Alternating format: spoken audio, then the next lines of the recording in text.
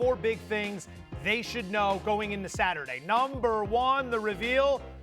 You guessed it, Cody Rhodes and Randy Orton, the 2 big favorites. Rhodes has never won the event. Big E, Orton is making his WWE record 10th appearance. You got to figure these 2 are the favorites. I think so. And look, there's been a lot of tension between these 2, very quiet tension. A friendship has been building for quite some time. But I've been seeing Randy eyeing this man's title for about the last year. I think this thing has been slowly percolating. Look, they're friends, but they're 2 alphas as well. So I'm really intrigued to see if Randy Orton can prove that he is still that guy in 2026, or if Cody, who I think is probably the betting favorite right now, if Cody can pull it out. It's a great point, and you made the point. Randy was eyeing the title when it was Cody's. He's eyeing it now that it's Drew McIntyre's. You know, also, Randy is very well aware, and he said he has no interest in retiring anytime soon, signed a contract, he's going to be around for a while. But you know, these opportunities don't come along that often. You're not guaranteed to be in this title picture next year when we get to WrestleMania season, so Randy Orton knows what's at stake in this matchup. The mantra is RKO everybody. Will everybody get RKO'd? Oh, I think so. I think so. But look, this is Cody's match to lose. There's a lot of pressure on Cody. People are expecting Cody to go into WrestleMania in another world title match. So I think he's going to feel that pressure. I don't know if he'll be buoyed by that pressure or if it'll feel like a weight going into this match. Well, here's the question I would ask you, Joe, and all the fans out there. What's Cody Rhodes' path to WrestleMania if he doesn't come out of the chamber? And can we picture a world at this point in which Cody Rhodes isn't in a main event at WrestleMania? Let that marinate for a bit. We're going to have more on that later in the show. Elimination Chamber pod number 2, as we talk about the big things you need to know heading into the event. The megastar, LA Knight. Is it finally his time to summit the mountain? He joined SportsCenter on Monday to talk about exactly that. Take a listen. Look, I'm 23 years deep in this thing right now. Don't tell me. But with that being the case, when you talk about a marquee match like that, nothing gets bigger than WrestleMania. As far as I'm concerned, me being in the world title picture at WrestleMania, overdue, if you ask me. He says it's overdue. He says it's time. Is it time for LA Knight? I agree. Like, Rosenberg, we talked about this in the back before the show.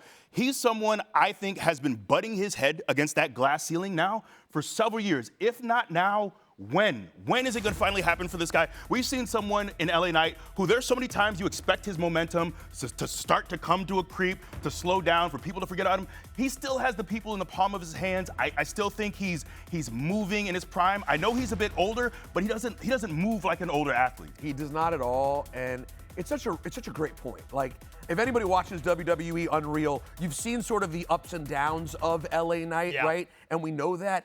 He has been around doing this thing for so long in Maryland, in LA, all over the country, went to WWE, lost it, at TNA, he's done it all.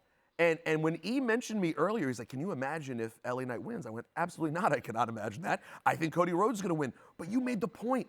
I think it might be the most exciting thing that could happen for the fans would be if LA Knight were to win this thing. He's been warring with the Vision for a while, but he was warring with McIntyre not long before that. He matches up well with all these guys. He really does, and I think he's hungry. He's a guy you talk to, and he has wanted to be at the top of this company for years and years. You talk about the fact that he was fired years ago. He goes through the grind of being on TNA, comes back again, comes back even hotter than ever. He's someone who's overcome hurdle after hurdle after hurdle.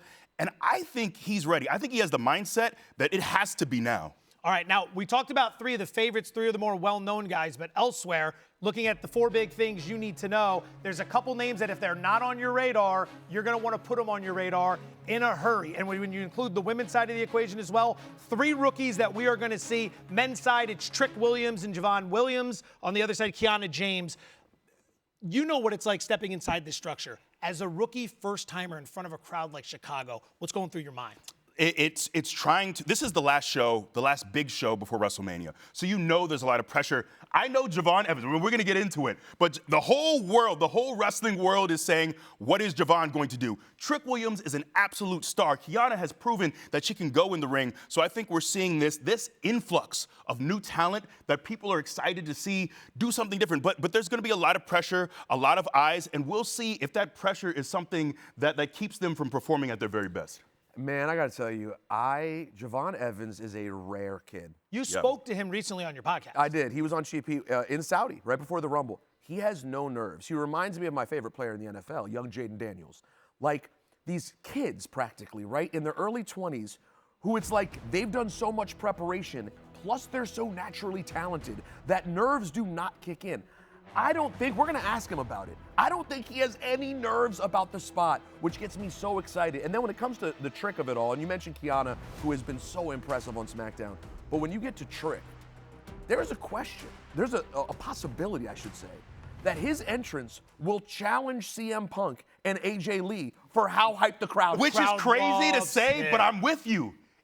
Trick's got it. He's got it. They love him. Watching what part he comes out. I don't know if he's starting in the first two or if he'd be coming out of one of the pods.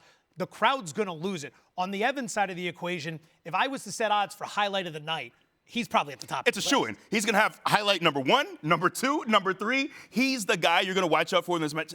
You're talking about so many budding stars, and that's what I love, is you have these established names like Punk and Cody and Randy, but this new life, it's exciting. Joe, give us you're a prognosticator guy, big Vegas guy. Give me the plus. It's plus money that Javon Evans has highlight of the night, right? Well, no, you make it odds on. You'd go the other way. Oh, sorry, it's the exact opposite. Sorry. It'd be odds on. And also, to go back earlier, we don't need any more of the Jaden Daniels commentary. I knew you were going to find a way to slide that in.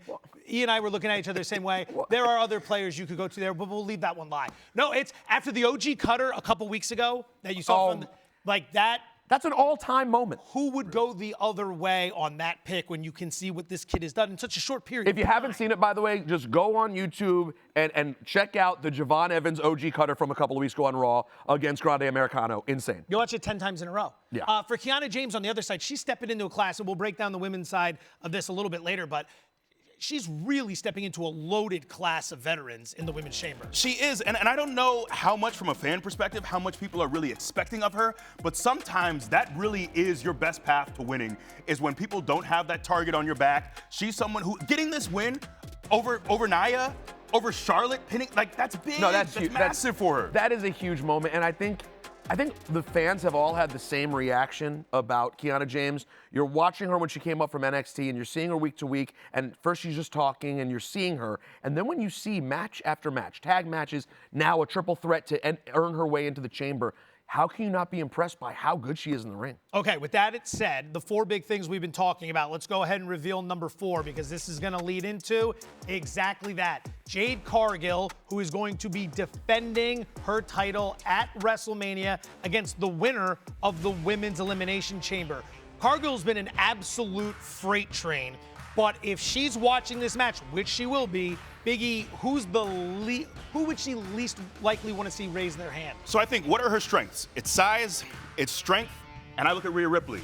Size, it's strength. I think that's someone who can match her beat for beat, who is someone who's even more experienced, who has a lot of the same physical tools. If I'm Jade, I do not want Rhea to win this match.